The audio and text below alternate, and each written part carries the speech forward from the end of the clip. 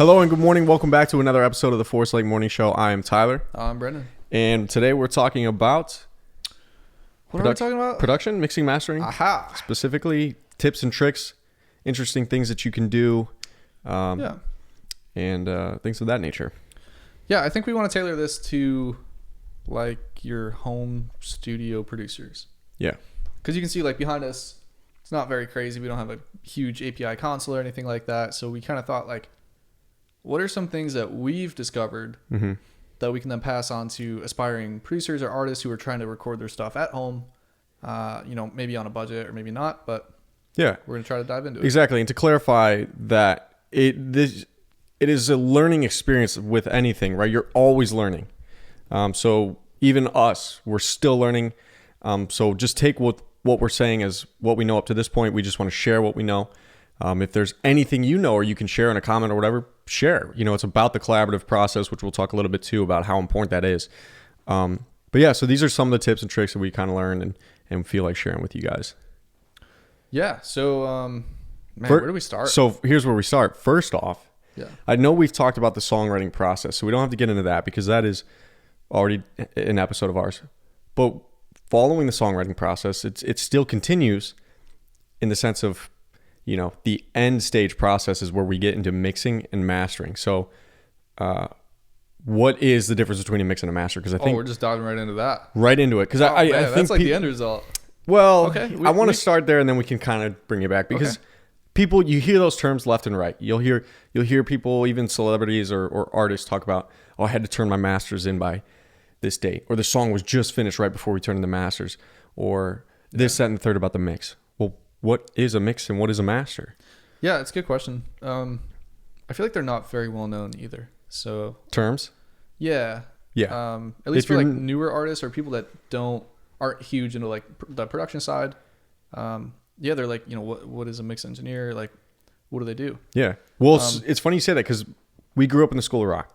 Mm-hmm. We knew music. I don't think I even knew what a mix and master was until I started making music with you. And you came to me and said, I want to mix and master your stuff. I was like, what is that? Like, I was writing songs without even knowing what a mix and master was. Right. You can write songs, you can play songs, and you can release them just like that, without a mix, without a master. And, that's...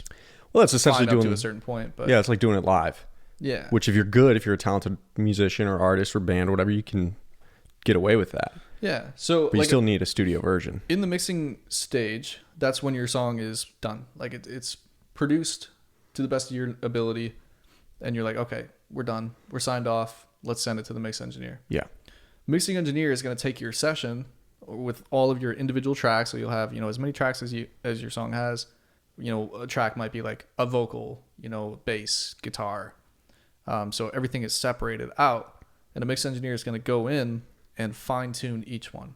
And, they're going to apply EQ, compression, delays, effects, all that kind of stuff to each individual track and see how they sit in the mix together. Yeah. Make sure that things are panned right. Make sure that things are moving, things are dynamic. They're going to bring up volumes in the chorus. They're going to pan things out in the chorus, bring them back in the verses and that kind of thing. And really it's a work of art. It's very detailed. It's, I feel like our mix engineer right now, Daniela Rivera, she's going to give a shit if we get this wrong. Yeah. She's like, guys, you actually have no idea what you're talking about. Yeah. And we don't, we're not mix engineers, but, it's very detailed and it makes a huge difference on a song. It is magical what a mix can do. It doesn't mean you can get away with having a lackadaisical recording of or song and just expect the mix to make it better. That's not true. You can't just get away with the term that can't polish a turd. Can't polish a turd. Yeah, which conveniently enough, like we're starting on the back end. Yeah, of this conversation. Of the mix and master. Yeah, we'll get to production though. The mix is magical though, and you bring up so many great points. It's balance with frequencies, and I want to still say that the mix is still a part of the creative process. I feel very like, much so. It's compared to a master. Hear in a song, like you hear a song, maybe the vocals are quiet, maybe the mix engineer wanted it that way, or the artist wanted that way, or they're gonna mix, using certain plugins or certain outboard gear that they know is going to give them a certain sound. Maybe it's a sad song and they want to mix it a little darker on the EQ, instead of making it brighter with a pop sound. So there's a lot that goes So much. onto it, and a lot of creative control and freedom that a mix engineer has. Right. Especially as you mentioned there for a brief minute, outboard gear. Like mix engineers, I think, and this is where I dance on a fine line between what I know and what I don't know, but you have outboard gear for analog mixing. Yeah. In a sense, like to get a totally different type of mix sound with the recorded instruments versus what a mix engineer might just use within their workstation, pretty much, correct? Yeah, I guess it really just depends on the engineer. Yeah. Because I know a lot of guys are all in the box, all in Pro Tools, just using plugins like Serbing Dania. I think he's pretty much all Strictly in Pro in- Tools yeah. using plugins, and his mixes sound incredible. Yeah. Then you have guys, who are all outboard, maybe a Michael Brower kind of thing, and his mixes sound great as well. And just to dumbify that, the outboard gear and this analog mixing, that's what we're talking about is when you go to a studio, when you think of a studio or you see Google images of it, and you see the classic, the gigantic outboard gear right there. Like how would you explain what I'm talking about? You know what I'm saying? like the rack. The rack, Yeah. everything out, like the physical equipment, real products is what that is a reference to. Okay. Not just strictly within the digital workstation They're itself. expensive too. They are expensive. Yeah. And another thing to note with a mix, don't try to mix it yourself. Don't hand it off. And it's kind of hard for an artist to hand things off sometimes, especially Yeah. if there's not like that trust between Yep. them. But you want someone who does this all day, every day, Who's already there. who has the ear for it. They know what they're doing. They know their go-to patches for a bass or whatnot. I think a lot of artists try to mix their own stuff. That's what I was kind of doing. That's how I got into it initially. And I'm like, man, it doesn't sound good. Yeah, so it's not to say that don't try if you want to learn it. You got to learn it some way, and that's what you're trying. But I think what you're saying is if you're trying to put up releases and you're not there yet with your skill level, that's where you go to resource to outsourcing to a mix engineer like we do. Right. Right, because we don't have the technical skills for it because we spend our time doing a lot of songwriting and the recording process. So Sure. it takes time to really develop these skills to know these things. That's why there are people's jobs who solely just mix engineer Yep. because you're even they're probably still learning. Yeah, and it's a lot of work. so- I think an average mix will take maybe an experienced engineer can get it down to like 4 to 6 hours, maybe. But Yeah, it it's depends on usually how like a day. how many tracks can be in a session, right? You can That's have true. you've discussed how Ariana Grande's had or maybe Taylor Swift had like 70 tracks in a session. At least hundreds. I mean, that's not gonna be done very quickly, but Yeah. there are other songs where maybe you just have 15 or 20. Sure. So the workload varies, but mix engineers for more or less will know what to do with what they're given. Yeah. And it's also, you got to find one that you fit well with or that you like, right? That's And true. Yeah, I think mean, for listen us, to we what they've found done. ours. Listen to their sound. and- Yeah. Because there's so many mix engineers, and that's quite a few. that's now getting into the part of, okay, well, let's finish up. Okay. That's the mix.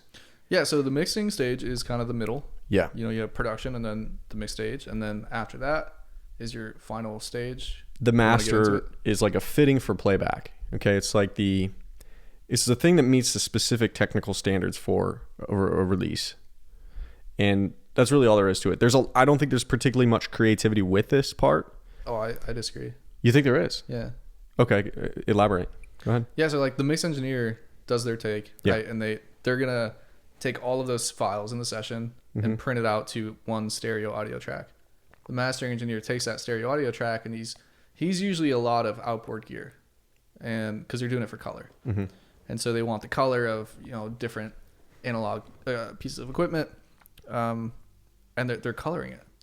They're taking their time, they're compressing it using different compressors, possibly in different sections. I've heard of guys doing that, which it's a little risky, but doing that, and then overall they're putting things on the overall sound, the overall mix, Like So- with an album and the overall sound of well, like the all overall songs song, together.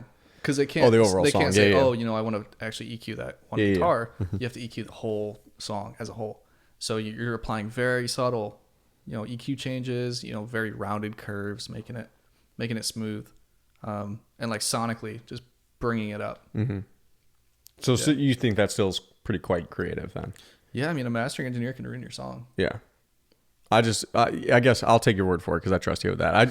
Our experience with the mastering engineers, we use it just as like a Yeah. Yeah, it's not me That's discrediting because they're their good creativity. engineers. It's just like, They're good engineers, so when we send it to them, they're like, okay, they know what they're doing. They got what they need. Mm-hmm. They mostly say, hey, is this going to be a single or is this going on an EP or an album? Because we need the other songs to balance those with these. Yeah, so Which that's still- kind of the other part of what they do is you Yeah. know they'll work on flow for an album. Like, Yeah. how does this one song transition into the next song on Mm-hmm. the album? It really is more so. It is still very important. Like you're not going to have a song that's not mastered, but it is like the icing on the cake. Mm-hmm. Just a nice little chef's kiss, if you will.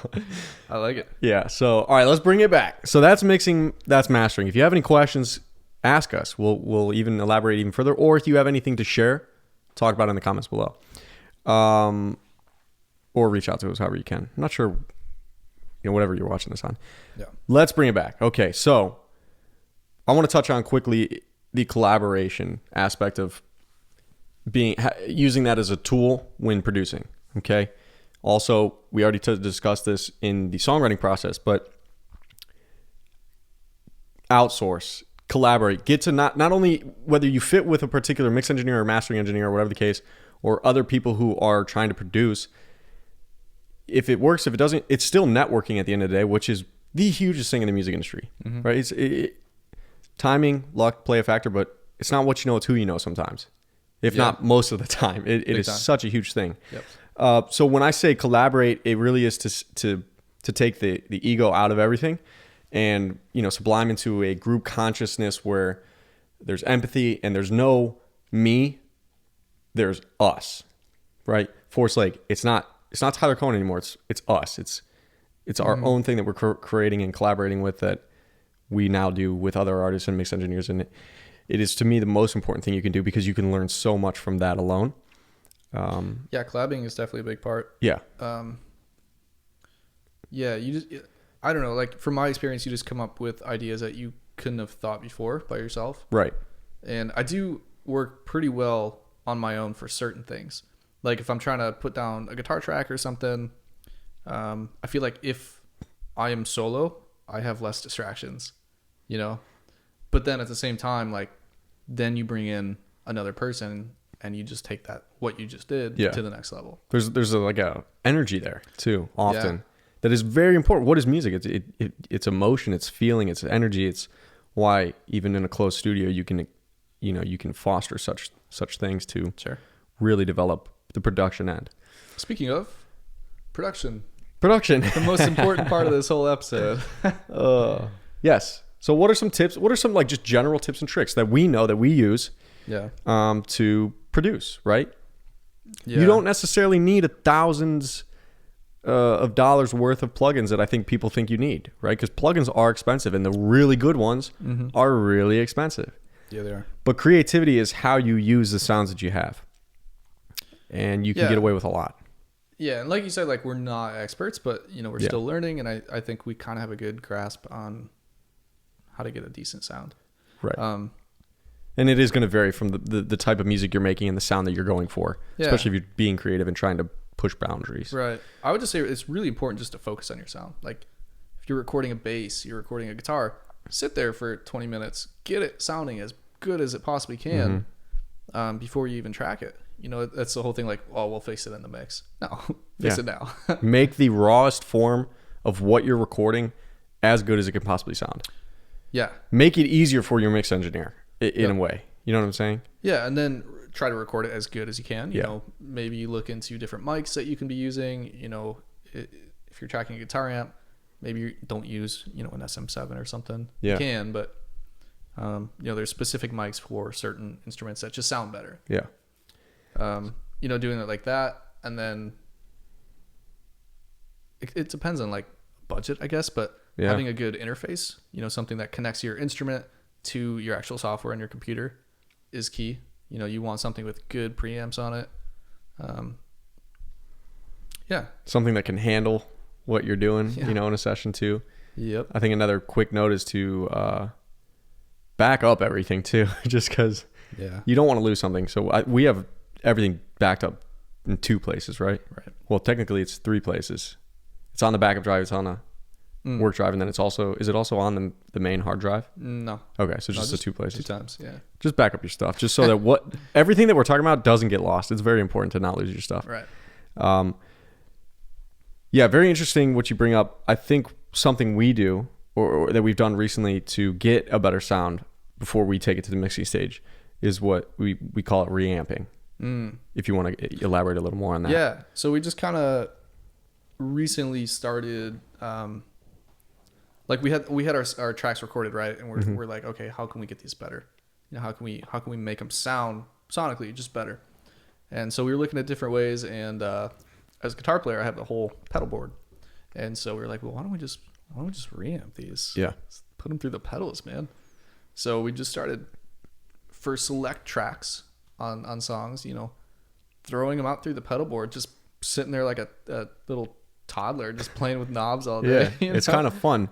Yeah. And that's compared to us going straight through the interface via... well, it still goes through, but then it comes back out through Pro Tools, goes through the board, and like it gets out of Pro Tools. It gets out of the digital world, goes through actual hardware. Yes. And then comes back so in. More realistic is what I was saying, instead of just playing straight through the DAW. But it makes a big difference on tracks. Huge difference. We were using it a lot on like acoustic guitars, bass, some synths. Yeah.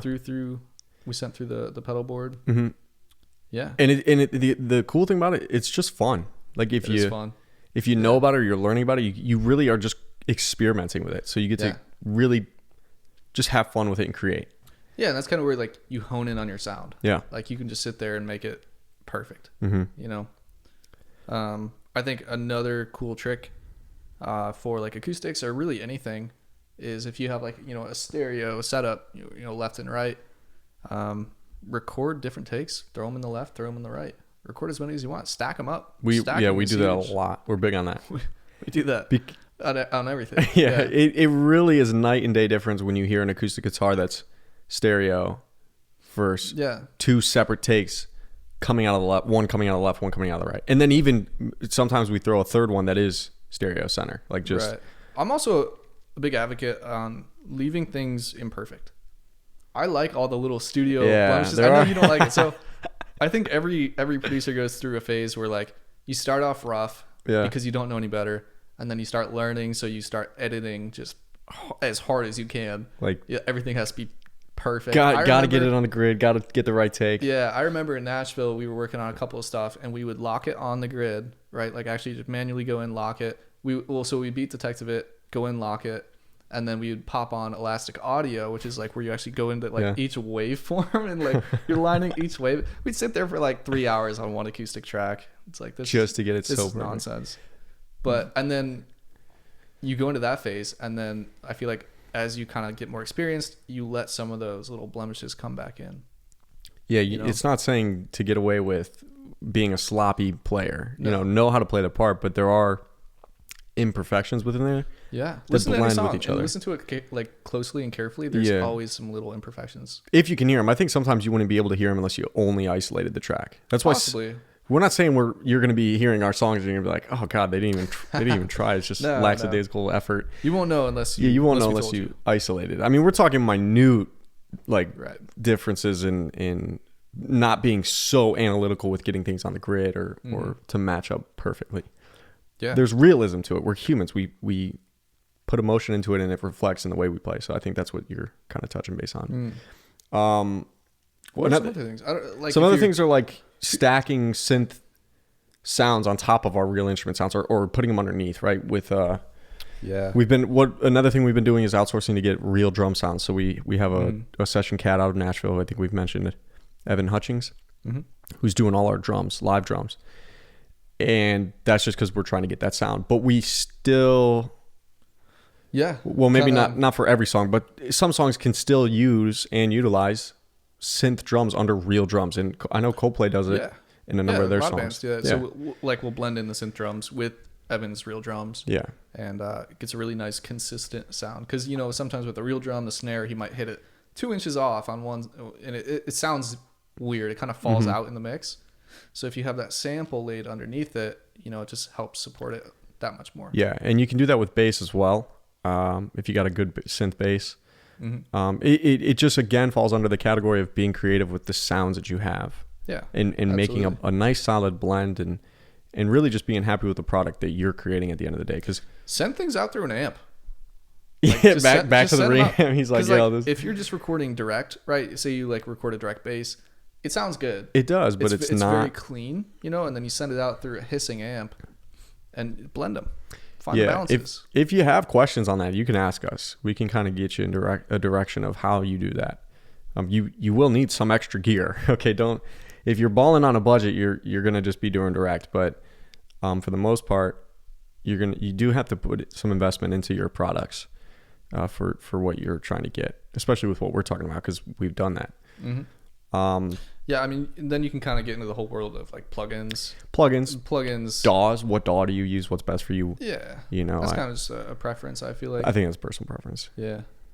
I know we've had love-hate relationships with Pro Tools and Avid, who God. runs Pro Tools. Yeah, but it's the worst. They are pretty terrible. They lock you in on They're deals brutal. that you have to pay It's for. entrapment. But everyone's using Pro Tools, dude. I really believe It's it. great. It's the best. It is the universal, followed by sadly Logic. Isn't that probably number 2? probably Logic. Yeah. That's more like huge on, I think, DJ mixing type stuff. Yeah, like that in Ableton. Yeah. Yeah, Ableton's good for live though too, across the board, right? it is. Like big shows are being. What are they using? They're using Ableton for that. Yeah, with so- their backing tracks and everything. Yeah, mostly when we were doing live shows, we were doing Ableton Live for our Yeah. backing tracks. It's more reliable because Pro Tools craps the bed every 30 minutes. Yeah. Pro Tools. Not great. Jeez.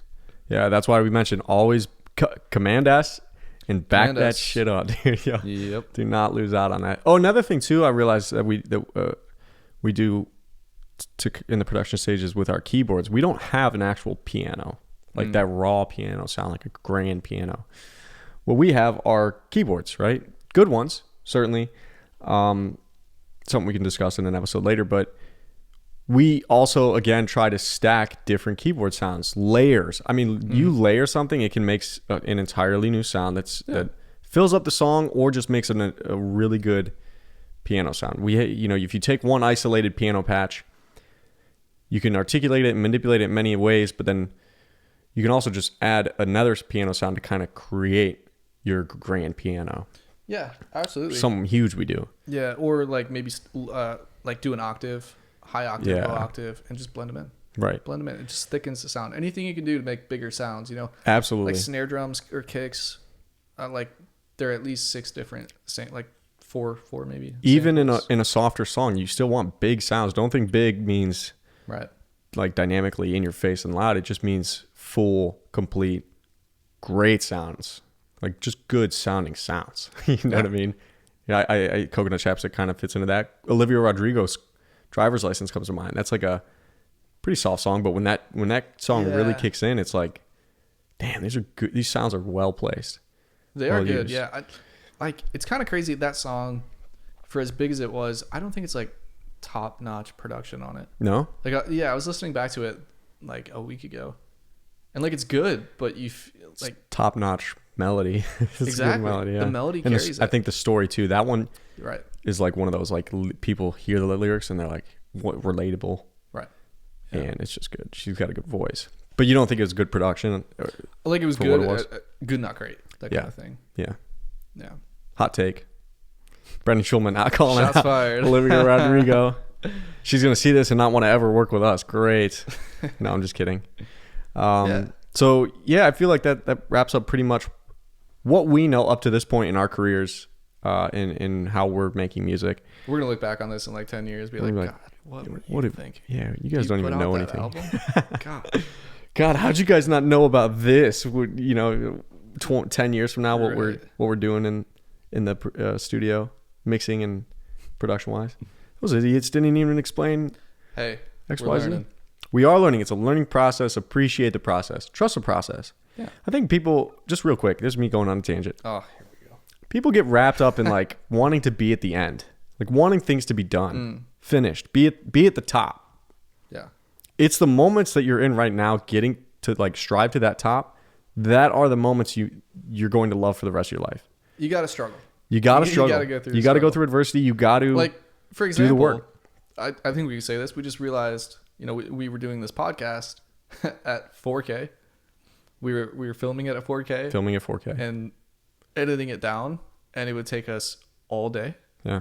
And then we were like, you know what? Let's just do it at 1080. It's still HD.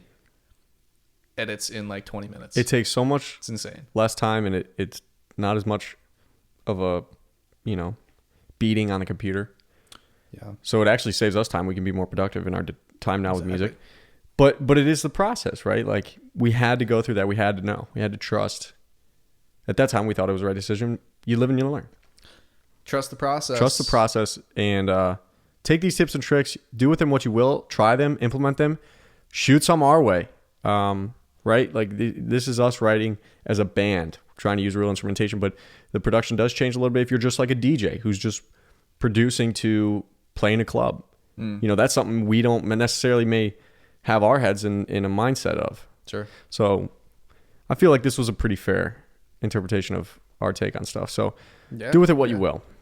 And as always, thank you for watching. Thank you for listening and being involved or supporting us. We support you in whatever it is you're doing. And with that, we're going to end this episode. We will see you next week. We are Forest Lake. See ya. Peace out.